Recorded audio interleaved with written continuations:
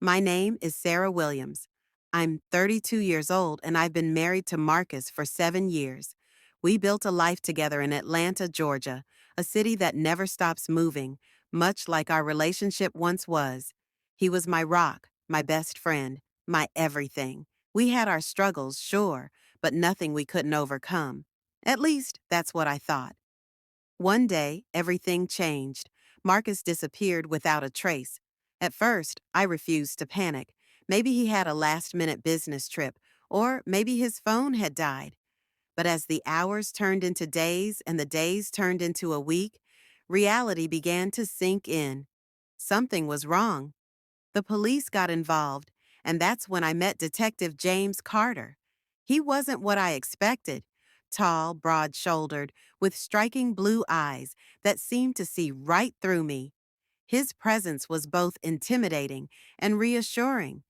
James had that effortless confidence, the kind that made you feel safe, even when your world was crumbling. From the moment he stepped into my home, notebook in hand, I felt something shift. At first, our interactions were purely professional. He asked about Marcus, his habits, his routines, his friends. He studied our home, our marriage, and most importantly, me. His questions were methodical, precise, and I answered them all as best I could, desperate for any lead. But as time passed and the case dragged on, our conversations changed. James started checking in on me more often than necessary. His concern felt different, deeper, more personal. It started with simple things. He'd ask if I had eaten, if I was sleeping. He noticed the way my hands trembled when I spoke about Marcus, how I would stare at the front door, hoping it would swing open and this nightmare would end. Then the lines began to blur. One evening, after another long, exhausting day at the station, he offered to drive me home. It was late, and the Atlanta streets were quiet. When we reached my house, I hesitated before unlocking the door, not wanting to be alone. He must have seen the fear in my eyes because he stepped closer, his voice softer than usual. "Sarah, you don't have to go through this alone." I nodded, but the lump in my throat made it impossible to speak. That night, for the first time since Marcus vanished, I didn't feel completely alone. Soon, his visits became more frequent. Sometimes he'd bring me coffee in the morning before heading to the station. Other times, he'd stop by in the evening just to check in. And then, one night, it happened. We were sitting on my couch, a bottle of wine between us. I had laughed at something he said, a real laugh, the kind I hadn't felt in weeks. When I looked up, his eyes were already on me, filled with something I couldn't ignore. My breath caught as he reached out, brushing a tear from my cheek. "Sarah." I should have pulled away. I should have remembered my vows, the life I had built with Marcus.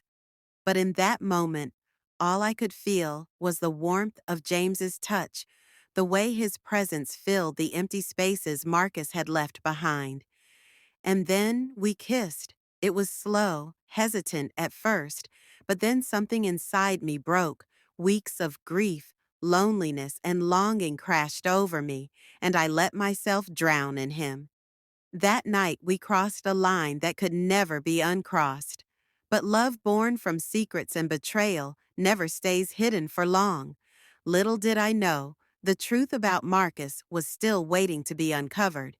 And when it finally surfaced, it would shatter everything I thought I knew about love, loyalty, and the man I had given my heart to. The days that followed were a blur of stolen moments and quiet longing. James and I never spoke about what had happened that night, but it hung between us like a whispered secret. Every glance, every accidental touch felt heavier, charged with an unspoken tension. I told myself it was just comfort, that I was just clinging to the only thing that made me feel safe. But deep down, I knew better. One evening, James arrived at my door with an expression I had never seen before. Hesitation. "Sarah, I need to talk to you about something important." My stomach twisted into knots. Did you find something about Marcus? He sighed, running a hand through his hair. There's been an update. He hesitated, and that hesitation sent a cold shiver through me. Tell me. James looked at me, his blue eyes dark with something unspoken. Sarah, we found Marcus. The room spun. I gripped the edge of the counter to steady myself. What? Where is he? Is he okay? He didn't answer immediately, and that was all I needed to know. My heartbeat pounded in my ears as the silence stretched between us. Marcus is alive, but James trailed off, his expression conflicted. We found him in Miami. He's been staying at a hotel under a different name. Confusion and anger battled inside me. Miami? That doesn't make any sense. Why would he? And then it hit me. The late nights, the sudden disappearances, the lingering scent of unfamiliar perfume. He left me, didn't he? My voice cracked. James reached for my hand, his touch grounding me. I don't know the full story yet, but I need you to be prepared. It might not be what you want to hear. I swallowed back the lump in my throat. I want to see him. James hesitated again, his jaw tightening. Are you sure? I need to know why. And so, 2 days later, I found myself on a plane to Miami with James by my side. My heart pounded as we pulled up to the hotel where Marcus had been staying. I felt like I was sleepwalking, like this wasn't really happening. But then, as I stepped into the dimly lit lobby, I saw him. Marcus, my husband, the man I had spent 7 years building a life with. He was sitting at the bar, laughing with a woman draped over his arm. She was younger, beautiful, and completely unaware of my existence. Something inside me shattered. Marcus turned, his smile fading when he saw me. His eyes widened in shock. Sarah? I stood there, frozen in place, emotions warring inside me, rage, betrayal, heartbreak. James stepped beside me, his presence a quiet pillar of strength. Hello, Marcus, I said, my voice barely above a whisper. Care to explain why you disappeared? The color drained from Marcus's face, and in that moment, I knew everything had been a lie. Marcus stumbled to his feet, his drink spilling onto the counter. Sarah, don't. My voice was sharper than I intended, but I didn't care. Just tell me the truth. Why? Why did you leave? Why didn't you tell me? His gaze flickered to James, then back to me. His jaw clenched. I had my reasons. That's not an answer, James cut in, his voice cold. Marcus exhaled, running a hand over his face. You wouldn't understand. Try me, I challenged. His hesitation told me everything. There was more to this story than just an affair, and I was going to find out exactly what it was. Marcus's eyes darted between me and James, his expression shifting from shock to something darker. Guilt, anger, maybe even fear. The woman beside him, sensing the tension, frowned and pulled her hand away from his arm. Who are they, Marcus? She asked, her voice laced with suspicion. I let out a bitter laugh. Oh, he hasn't told you? I'm his wife. The woman's face paled. She stood abruptly, grabbing her purse. You said you were divorced. Marcus reached for her, but she jerked away, shooting him a look of disgust before storming off. The bartender pretended not to watch, wiping down glasses with sudden intensity. Now it was just the three of us. The air was thick with betrayal. James's hand brushed against mine, a silent show of support. Marcus noticed, his eyes narrowing. So this is why you tracked me down? Marcus sneered, gesturing between us. You and the detective? How long has that been going on? My stomach twisted. He was deflecting, turning the blame on me. Classic Marcus. Don't, I snapped. You don't get to act like the victim here. You vanished. You left me wondering if you were dead while you were here with her. Marcus exhaled sharply, running a hand over his locks. You think I wanted this? You think I planned to leave? Then explain it. My voice cracked, because right now, all I see is a coward. For a moment, silence. Then Marcus leaned in, his voice low. I was in trouble, Sarah. Real trouble. The kind that gets people killed. James stiffened beside me. What kind of trouble? Marcus hesitated, then muttered, I owe people money. Dangerous people. My blood ran cold. This wasn't just an affair. This was something worse. How much? James demanded. $500,000. The number hit me like a punch. What? Marcus wouldn't meet my eyes. I got in deep with some guys downtown. High stakes poker, then other things. When I couldn't pay, they threatened you, Sarah. Said they'd come for you if I didn't disappear. I stumbled back, my legs weak. All this time, I thought he'd left me, but he'd been trying to protect me? James's grip tightened on my arm. Why not go to the police? Marcus laughed bitterly. You are the police, and these guys, they own cops. I couldn't trust anyone. The weight of his words settled over me. All those nights I'd spent crying, thinking he'd abandoned me, and he'd been running for his life. But then, why her? I whispered, nodding toward the door where the woman had left. If you were in danger, why start a new relationship? Marcus's jaw clenched. I needed a cover. She had connections, fake IDs, safe houses. I was using her. The admission made me sick. He'd manipulated her, just like he'd manipulated me. James stepped forward, his voice authoritative. We need to take you in, Marcus. You're not safe out here. Marcus's eyes flickered with panic. Number? You take me in, and those guys will find me. They'll find Sarah. A chill ran down my spine. He was right. If these people were as dangerous as he claimed, James pulled out his phone. I'll call for backup. We'll put you both in protective custody. Marcus shook his head violently. You don't understand. They have eyes everywhere. Before James could react, Marcus bolted. Marcus, stop! I screamed, but he was already shoving through the hotel doors, disappearing into the Miami night. James cursed, reaching for his radio. I need units at my location. Suspect fleeing on foot.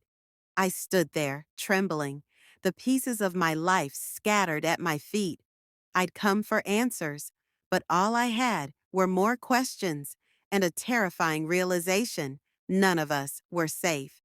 The humid Miami air clung to my skin as I sprinted after James, who was already halfway down the block, shouting into his radio. My heart pounded, not just from running, but from the sheer absurdity of this moment.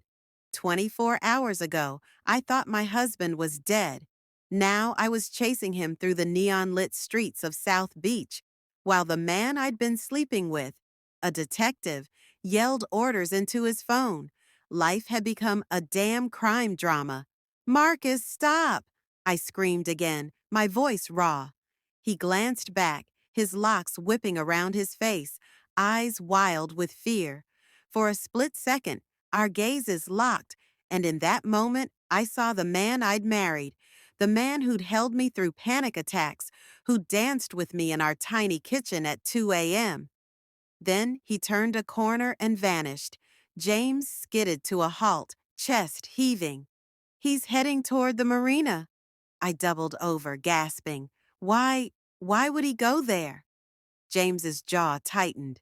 Boats mean no paper trail. If he gets on one, we'll never find him.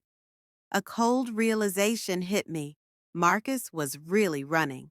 Not just from the men he owed money to, but from me, from us. James grabbed my hand, his grip firm. Sarah, listen to me. I need you to go back to the hotel. Lock yourself in the room. Do not open the door for anyone but me. I yanked my hand away. Number, I'm not letting him disappear again. This isn't a game, James snapped. Those men he's mixed up with, they kill people, and if they think you know something, then maybe you should have thought about that before you slept with me. The words hung between us, sharp and ugly. James flinched like I'd slapped him. For the first time since we'd met, I saw doubt flicker in his blue eyes. A siren wailed in the distance. Back up. James exhaled sharply. Go back to the hotel, Sarah. Please. Then he took off running again, leaving me standing there, torn between two men, one who'd lied to protect me and one who might have lied to possess me. I made my choice. I ran toward the marina. The docks were eerily quiet, the only sounds the creaking of boats and the distant pulse of nightclub bass. I moved carefully, scanning the shadows. Then I saw him. Marcus was crouched behind a stack of crates, frantically dialing someone on his burner phone. Pick up, pick up. I stepped forward. They're not coming. He whirled around, eyes wide. Sarah, what the hell are you? Get out of here. Not until you tell me the truth. My voice shook. All of it. Marcus glanced past me, paranoid. You don't understand. These guys, they own cops. Even your detective boyfriend might be dirty. The accusation hit like a punch. James isn't like that. You sure? Marcus's laugh was hollow. Then why did he really take your case? Before I could respond, headlights flooded the dock. A black SUV screeched to a halt. Three men stepped out, all armed. Marcus grabbed my wrist, yanking me behind the crates. Don't move!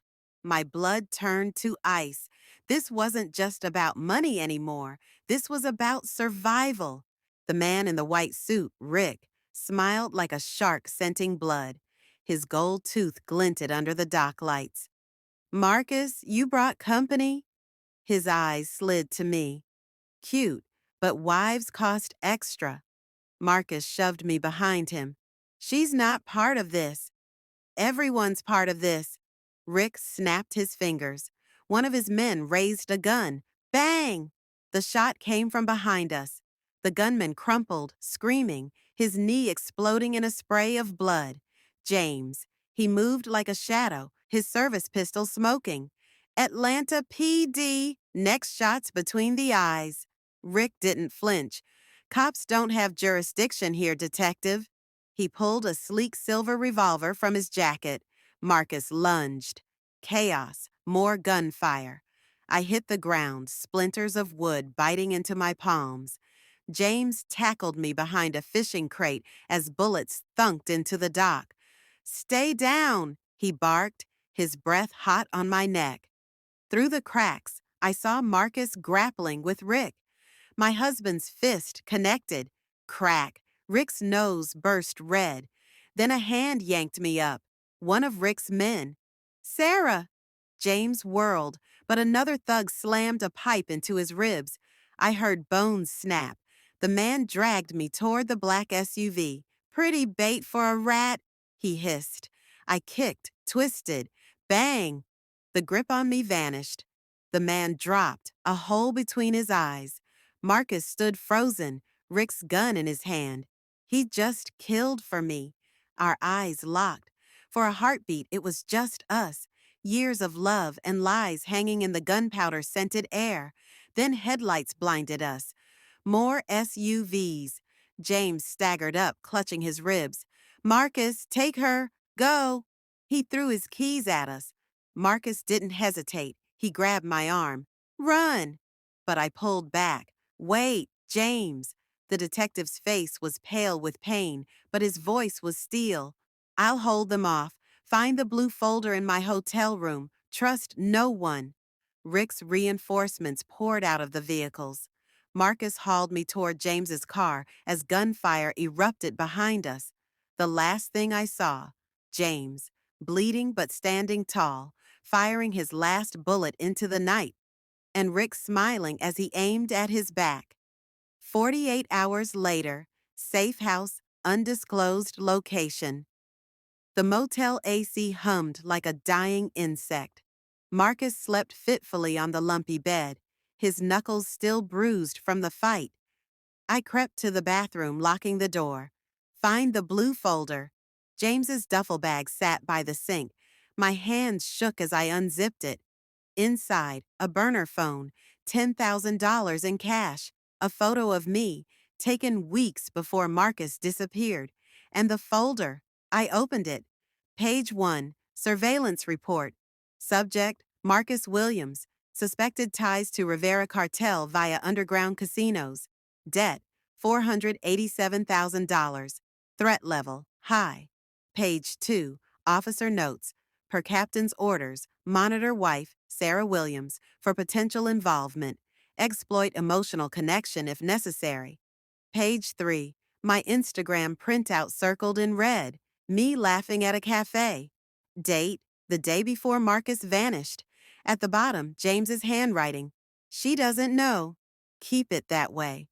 The sink blurred. He'd been investigating me. Every touch, every whispered, "I've got you," a lie. A knock at the door. "Sarah?" Marcus's voice. I stuffed the folder under my shirt. "Just a minute." The mirror showed my tear-streaked face. Two truths now. Marcus had dragged me into hell. James had pushed me, and outside that door, one of them was still lying. The burner phone vibrated in my hand. Unknown number. He's alive. But if you want to see Detective Carter again, come alone. TikTok, Mrs. Williams. Attached. A photo of James, beaten, barely conscious, his blood pooling on concrete. My choice. Trust the husband who'd gotten me into this, or the detective who'd gotten into me. To be continued in part 2. The wife or the mistress?